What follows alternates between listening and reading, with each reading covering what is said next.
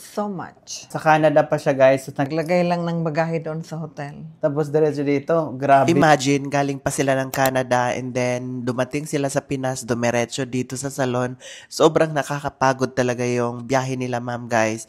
Tapos gusto niya talaga magpa-color. So, ang hair ni ma'am, guys, is virgin hair. Tapos, meron na rin siyang iilan na white hair. So, gusto niya talaga ma-cover. At the same time is mag-blend yung pinaka-white hair niya. Tapos, eto guys, grabe yung napapanood talaga ni ma'am yung pinaka-vlog natin. Tapos, na-amaze din siya dahil meron nga siyang mga white hair na din. So, gusto niya talaga ma-blend yung pinaka-regrowth niya. So, eto yung magandang guys, kukulayan na yung mga virgin hair. Dahil pag mga ganito, hindi siya gaya ng mga treated na hair, na yung gaya ng na-bleach na tapos magpapacolor ulit.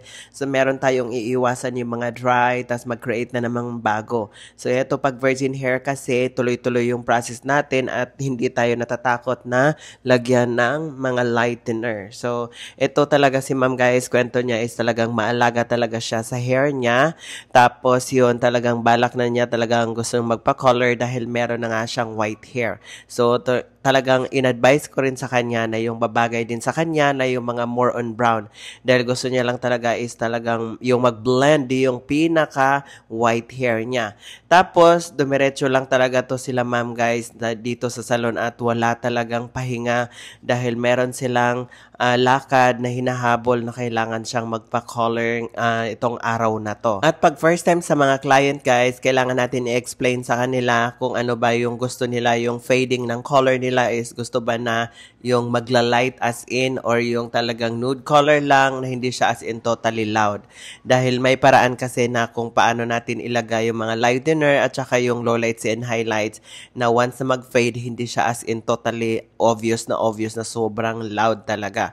So, meron siyang paraan dahil minsan, magugulat na lang yung client natin na once na ilang beses ng paliguan, so mag-light talaga. At ito yung pinaka-after. Diba, napakaganda yung transformation niya guys.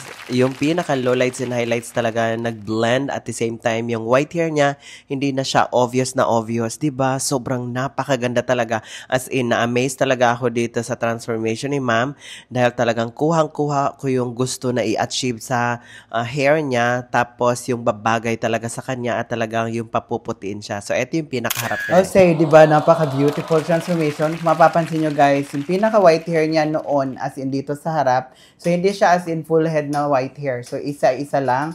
Tapos, yun, ginawa natin ng lowlights and highlights na same size lang yung pinaka size ng highlights niya guys, na yung pinaka-lowlights din niya is hindi siya as in totally dark, yung pinaka-lowlights. Dahil once na kung dark na dark, so magmumukha siyang white hair yung pinaka-highlights niya. So talagang kinonvey natin yung pinaka-warm color na talagang babagay kay ma'am. Satisfied ka ba sa transformation natin for today, ma'am? So much. Thank you so much. Yes. Canada. O, diba? Sa Canada pa siya, guys. So, nakikita niya yung vlog natin. And then, yun, umuwi na siya sa Pinas hanggang dumiretso. Ay, kakauwi mo lang, mama, no? Yes. Kanina ka. Diretso kami dito. Naglagay lang ng bagahe doon sa hotel. Tapos diretso dito. Grabe yung biyahe nila, guys. Sobrang nakakapagod talaga. Kasi galing pa flight, Canada to Manila, Manila to Salon na. Imagine, di ba? So, ayun. Thank you so much, ma'am. Thank you so much din. Oh, diba?